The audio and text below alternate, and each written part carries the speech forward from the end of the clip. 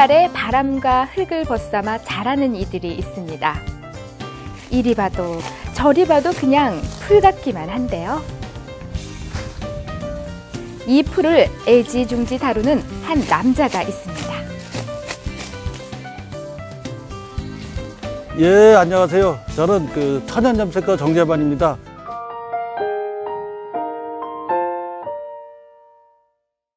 천연염색은 그야말로 주변에 있는 흙, 나무, 돌, 자연을 이용해서 염색을 하고 물들이고 그거하고 작업을 하는 그런 사람을 일컬을 수가 있겠습니다. 수출하는 무역회사에서 수출을 했었는데 점점 이제 동남아 그다음에 중국 이런 데서 섬유를 출격해오고 우리가 설 자리가 없었습니다. 그래서 어느 날 어떻게 할까 고민을 하다가 가장 한국적인 것이 가장 세계적인 게 아닐까. 그래서 천연염색에 관심을 가지게 되고 그것이 오늘날 직업으로 됐습니다. 세상을 살다 보면 누구에게나 인생의 터닝포인트가 찾아옵니다. 잘 다니던 직장을 뒤로한 채 천연염색으로 터닝포인트를 맞은 남자. 25년 동안 한 길을 걸어온 그에게 과연 후회는 없었을까요? 일반인들이 잘 알아주지 못하고 그다음에 1차 산업 생물을 다룬다는 것이 항상 재현성이 없고 또 비용이 좀 많이 들고 그리고 또 천연염색을 다시 한다는 게 물도 빠지고 여러 가지 문제에 걸쳐서 참 많이 힘들고 많이 어려운 점이 굉장히 많아서 아마 그만두려고 생각한 적이 10번도 넘습니다.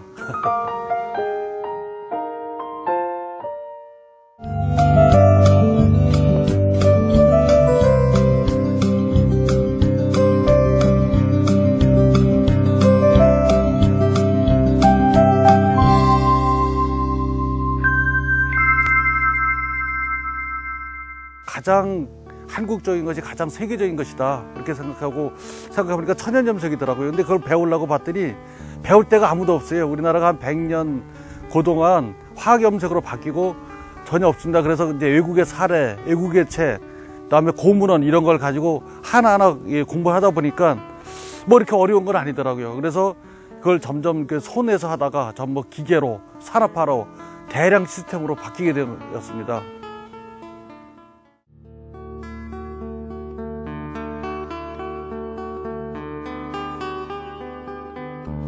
천연염색은 말 그대로 자연에서 대부분의 재료를 얻게 되는데요. 그가 선호하는 염색 재료는 따로 있다고 합니다.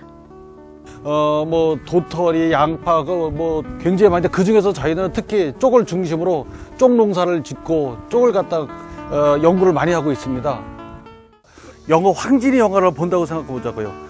그 황진이 입은 옷이 굉장히 화려하고 쌩껏 웃는 그 모습, 우산을 쓰고 그런 모습 얼마나 화려한지 몰라요. 실질적으로 천연염색 컬러가 수십 가지 수백 가지가 넘습니다. 화려한 것도 많고 그리고 가격이 비싸다. 그건 손으로 하니까 비싸죠. 자연히 그 화학염색이나 기계화로 도로처럼 그 시스템으로 천연염색도 대량화 시스템 되면 크게 비쌀 이유가 전혀 없습니다.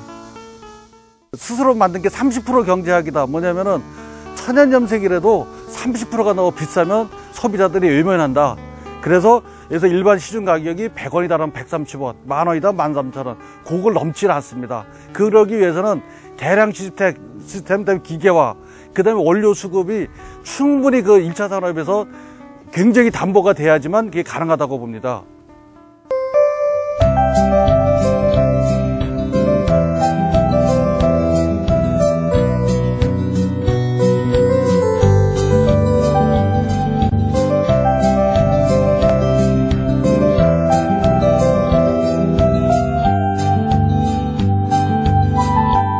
전 세계는 우리가 원하든 원하지 않든 전부 다 자연, 내추럴리즘 이쪽으로 흘러가고 있습니다.